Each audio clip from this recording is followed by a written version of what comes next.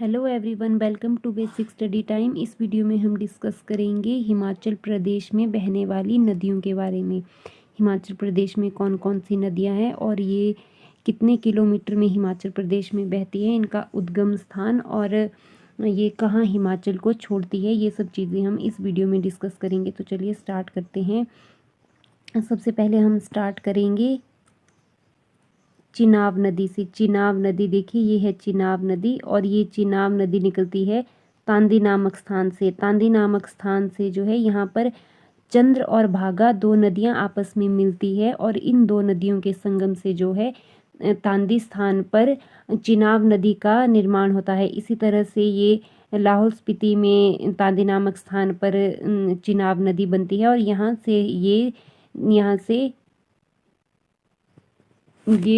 चंबा से होते हुए जम्मू कश्मीर में प्रवेश करती है और चंबा को ये छोड़ती है संसारी नाले नामक स्थान पर।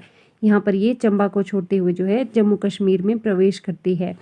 इसी तरह से अब देखेंगे हम रावी नदी को। रावी नदी, ये देखिए, ये है रावी नदी और रावी नदी जो है बड़ा भंगाल नामक स्थान से निकलती है। इस बड़ा भंगाल, कांगड़ा के बड़ा भंगाल में जो है यहाँ पर दो जलधाराएं आपस में मिलती है, भागल और तंतगिरी जलधाराएं, और इन जलधाराओं के मिलने से जो है निर्माण होता है रावी नदी का। इसी तरह से फिर कांगड़ा से ये चंबा में प्रवेश करती है और चंबा से बहते हुए ये खैरी नामक स्थान पर चंबा को छोड़कर जो है जम्मू कश्मीर में प्रवेश करती है। इसी तरह से अब देखिए ब्यास नदी, ये है ब्यास नदी और ब्यास नदी जो है रोहतांग दर्रे कुल्लू डिस्ट्रिक्ट से निकलती है और ये कुल्लू डिस्ट्रिक्ट से उद्गम होते हुए मंडी से जो है मंडी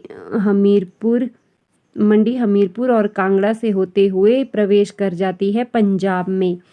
इसी तरह से जहाँ जिस स्थान पर ये पंजाब में प्रवेश करती है, जहाँ हिमाचल को छोड़ती है, उस स्थान को कहा जाता है मुरथल। इसी तरह से अब देखिए सतलुज नदी यहाँ तिब्बत के पास जो है, यहाँ पर इसका उद्गम स्थान है। राकसताल मानसरोवर झील के पास, राकसताल झील भी यही है तिब्बत में, तो यहाँ इसका उद्गम होता है और यहाँ से ये जहाँ हिमाचल में प्रवेश करती है वो है ये वाला स्थान शिपकी दर्रा।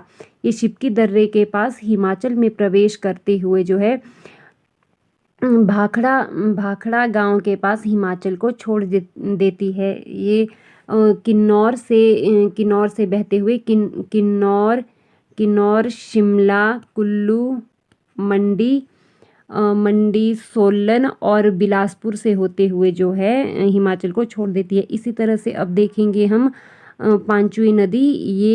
ये जो है उत्तराखंड से निकलती है। उत्तराखंड में यमुनोत्री से निकलती है। तो यमुनोत्री से निकलने के बाद ये खोदर माजरी एक जगह का नाम है, यहाँ से ये हिमाचल में प्रवेश करती है। हिमाचल के सिरमौर डिस्ट्रिक्ट में, ये सिर्फ एक ही डिस्ट्रिक्ट में बहती है, सिर्फ सिरमौर में, और ये जिस स्थान पर सिरमौर को छोड़ती है वो है ताजेवाला नामक स्थान और इस स्थान पर ये यहाँ से हरियाणा में प्रवेश करती है। तो ये है हिमाचल की 5 नदियाँ जो हिमाचल में बहती है। अब हम देखेंगे कि इनकी लंबाई कितनी कितनी है हिमाचल में। तो सबसे पहले देखिए, हम यहीं से स्टार्ट करते हैं। यमुना नदी हिमाचल में बहती है 22 किलोमीटर एरिया में। उसके बाद हम देखेंगे सतलुज नदी बहती है 320 किलोमीटर एरिया में। इसके बाद आप ब्यास नदी देखेंगे, ब्यास नदी बहती है 256 किलोमीटर में। उसके बाद देखेंगे रावी नदी, ये रावी नदी बहती है 158 किलोमीटर एरिया में। उसके बाद चिनाब नदी देखेंगे, ये बहती है 122 किलोमीटर में।